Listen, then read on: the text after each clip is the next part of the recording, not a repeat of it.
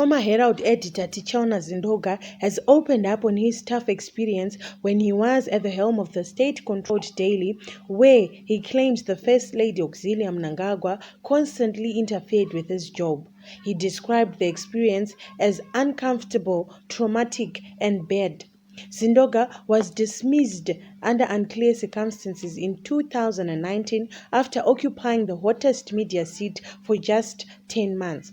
Speaking on SABC's Media Monitors program on Sunday, Zindoga said he had little power to determine his paper's layout as directives often came from an attention-seeking First Lady Auxilia Mnangagwa and some other middle-some top government officials. His predecessor, Joram Nyathi, had been fired for failing to publish a story on President Emerson Mnangagwa on the paper's front page. Zindoga spoke about how journalists at the country's oldest media group are conditioned to only write and publish what the first family believes in. He told host Peter Ndoro a majority of his colleagues at the Herald were in fact closet supporters of the main opposition MDC, but were forced to write articles that portrayed positive images of government just to be able to keep their jobs. It is almost a straitjacket working within an institution like this.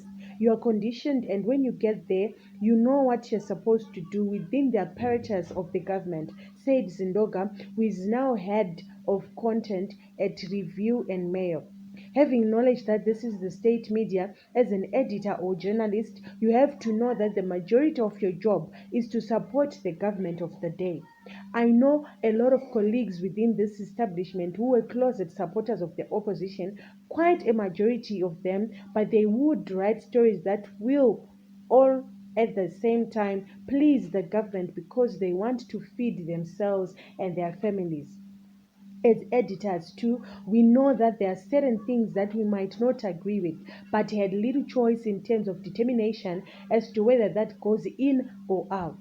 Zidoga laid into the First Lady, whom he said often demanded space in the Herald and on state broadcaster ZBC TV, with one risking a backlash if they failed to comply. He added, sometimes your job depends on putting the president on page one. Now we have a very attention-seeking First Lady Auxilia, and she demands space in that newspaper, and she makes hell out of somebody, whether on the broadcasting or newspaper side, that does not afford her space.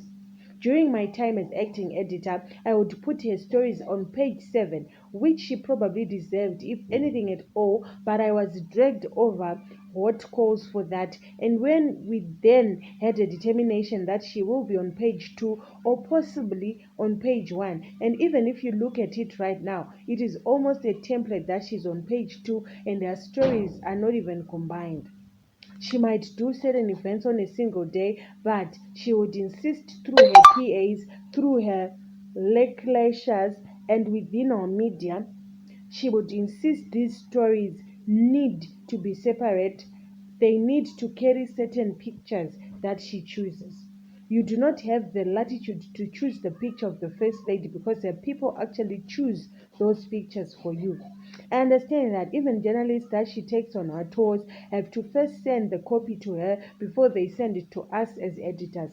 During my time, they exerted a lot of pressure on us that Amai, that is mother of the nation, they had to call it that. Amai wants this and this story treated this way. You know it is very uncomfortable, it is very bad, and it is traumatic for editors.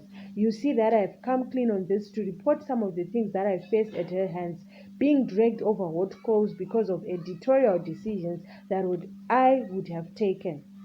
We know that this is a propaganda machine. We know people need to know that what the First Lady of the Republic does sometimes, but at the same time, your conscience and also the professional handling will tell you we cannot have three stories of the same person in one edition. Why not compact them? But you know it is something that was difficult. There have been calls by media practitioners to set up for a buffer between the state and publicly publicly owned media platforms such as those under Zim Papers and broadcaster ZBC in the mode of questionable but recently constituted Zimbabwe Mass Media Trust, ZMMT. In 2019, presidential spokesperson George Charamba confessed to publishing for the Herald under a shadowy character, Nathaniel Maneru, while the Information Ministry has since the days of Professor Jonathan Moyo been accused of taking a hands-on approach to determining what is published across state-owned papers and broadcasters.